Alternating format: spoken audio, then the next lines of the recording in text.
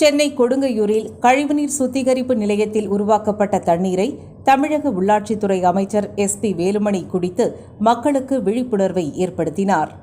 இங்கு சுத்திகரிக்கப்பட்ட தண்ணீர் உடல் நலனுக்கு கேடு விளைவிக்காது என்பதை மக்களுக்கு எடுத்துரைக்கவே அவர் அந்த தண்ணீரை பருகி அனைவரையும் வியப்பில் ஆழ்த்தினார். சிங்கப்பூரை போன்று சென்னையில் எதிர் சவ்வூடு பரவுதல் முறையில் கழிவுநீரை சுத்திகரித்து மாற்றி அதனை பயன்படுத்தும் வகையில் கொடுங்கையூர் மற்றும் கோயம்பேட்டில் கழிவுநீர் சுத்திகரிப்பு நிலையங்கள் அமைக்கும் பணிகளை விரைந்து மேற்கொள்ள முதலமைச்சர் எடப்பாடி பழனிசாமி உத்தரவிட்டார். இதையடுத்து கொடுங்கையூரில் 9 ஏக்கர் பரப்பளவில் 348 கோடி ரூபாய் மதிப்பில் நாள்தோறும் 45 மில்லியன் லிட்டர் உற்பத்தி செய்யும் திறன் கொண்ட 3ஆம் நிலை கழிவுநீர் சுத்திகரிப்பு நிலையம் உருவாக்கப்பட்டது. சென்னை கொடுங்கையூரில் உள்ள கழிவுநீர் அகற்று வாரிய வளாகத்தில் கடந்த 1/10/2019 அன்று நடைபெற்ற நிகழ்ச்சியில் முதலமைச்சர் எடப்பாடி பழனிசாமி 45 மில்லியன் லிட்டர் உற்பத்தி செய்யும் திறன் கொண்ட 3ஆம் நிலை கழிவுநீர் சுத்திகரிப்பு நிலையத்தை திறந்து வைத்தார்.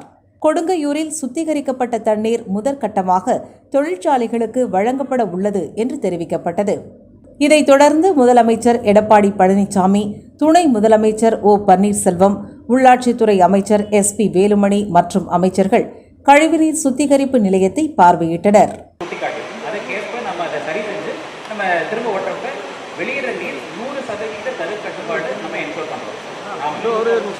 பண்ண வேண்டிய அவசியம் இல்லை. இது அந்த லைவ் டெமோ சார். இப்போ அதில் என்னென்ன ரன் ஆகிட்டு இருக்குன்னு பார்க்கலாம். இதில் ஒரு பம்பு ஓடிட்டு இருக்கு சார். இன்டேக்கில் ஒரு பம்பு ஓடிட்டு இருக்கு. அடுத்தது இந்த பம்பு ஓடிட்டு இருக்கு. அப்போது கழிவுநீர் எவ்வாறு சுத்திகரிக்கப்பட்டு பயன்பாட்டுக்கு வழங்கப்படுகிறது என்பதை அதிகாரிகள் அமைச்சர்களுக்கு விளக்கினர். சுத்திகரிக்கப்பட்ட இந்த தண்ணீரை குடித்தால் உடல் நலனுக்கு கேடு கிடையாது என்று தெரிவித்தனர். இதனை முதலமைச்சர் எடப்பாடி பழனிசாமி மற்றும் அமைச்சர்கள் கேட்டுக்கொண்டிருந்த போது கண்ணாடி குவளையில் இருந்த அந்த தண்ணீரை கொடுங்கள் என்று அமைச்சர் SP வேலுமணி வாங்கி குடித்தார். இதை பார்த்தீங்கன்னா குடிக்கிற அளவுக்கு கூட மனுஷ கன்சம்ஷன் கூட இது அவ்வளவு உகந்ததாக இருக்கும்.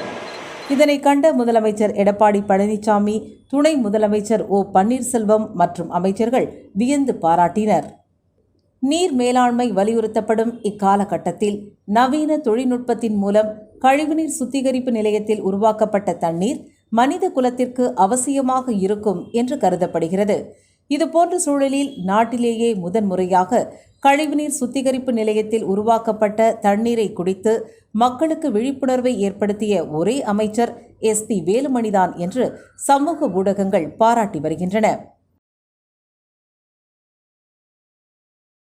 கழிவுநீர் சுத்திகரிப்பு நிலையத்தில் உருவாக்கப்பட்ட தண்ணீர் மக்கள் குடிக்க உகந்தது என்று இஸ்ரேல், சிங்கப்பூர் போன்ற நாடுகள் அறிவித்து செயல்படுத்தி வருகின்றன என்பது குறிப்பிடத்தக்கது.